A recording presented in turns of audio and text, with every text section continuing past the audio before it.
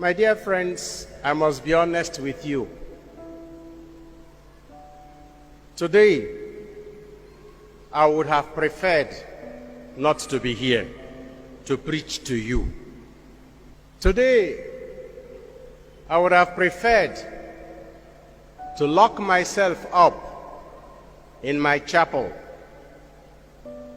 before God alone, to weep and to pray. To weep and to pray for my nation, where darkness has descended. To weep and pray for my church that is being stifled out of existence in the world and also in Nigeria. To weep and pray for Deborah Emmanuel, who was killed because she found herself in a part of Nigeria she thought was home, but it wasn't. To weep and to pray for my brother and friend, Bishop Matthew Hassan Kuka, the world-acclaimed voice of the voiceless, who has now become soft target for those same voiceless people who see him as part of their problem rather than as part of the solution. To weep and to pray for the poor, miserable murderers of Deborah, who have been left uneducated and unemployed deliberately so that they can be manipulated, brainwashed, and instrumentalized for political ends by religious bigots and political egoists. To weep and to pray for people who should be leaders, religious leaders, who enjoy being ambivalent in the condemnation of evil when it is perpetrated by one of them. To weep and to pray for our political leaders, under whose watch this nation has crumbled, and they keep looking for whom to blame for the mess in which they have put all of us. I would have preferred not to be standing before you here now to tell you about love. The liturgy of today instructs every Christian and every Christian preacher to reflect on the essence and the meaning of Christianity, the love we should have for one another. But how can you preach love in Nigeria? How can you preach love in a country where violence has become a rule,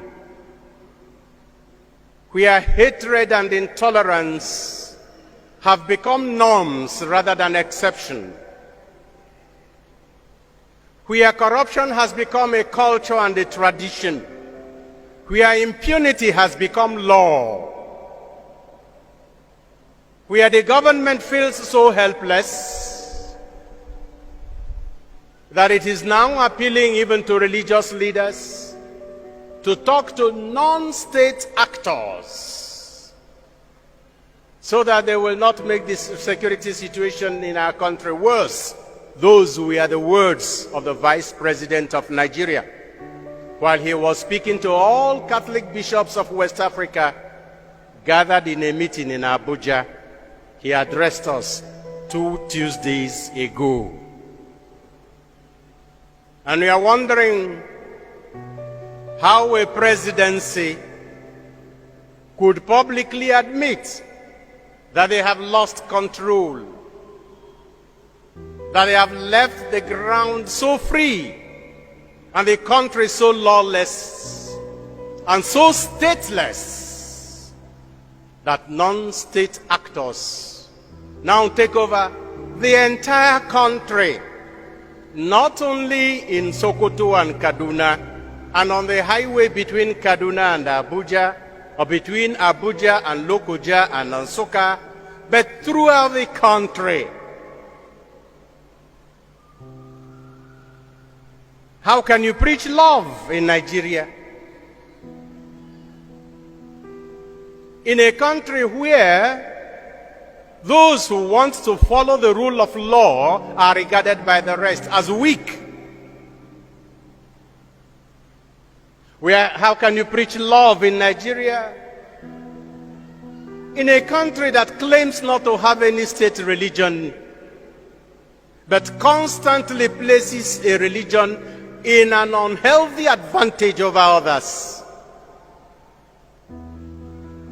How can you preach love in Nigeria,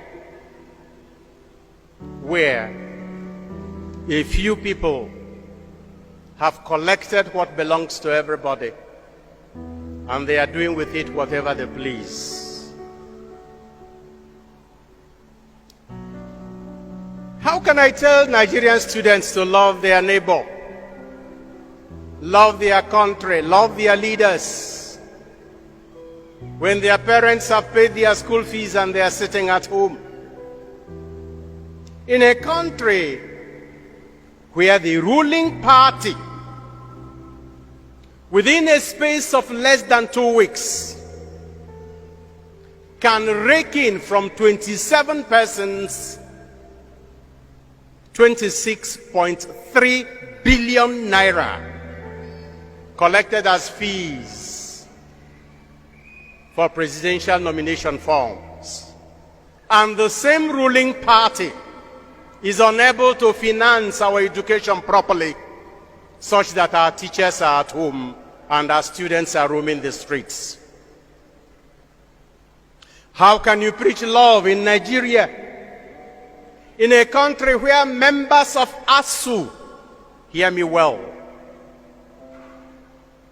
members of the academic staff union of universities in Nigeria have collaborated with INEC to install misfits in power in this country because they have collected money? All the electoral officers who installed the present ruling class in Nigeria are professors of our universities, members of ASU. And INEC chairmen for many decades have been members of ASU. And whom are we blaming? How can you preach love in Nigeria, in a country where forgiveness is regarded as weakness? In a country where when you bring the light, you are accused of exposing darkness? In a country where when you love, you are seen as being stupid? I would have preferred to stay at home and weep and pray for this country. But I can't.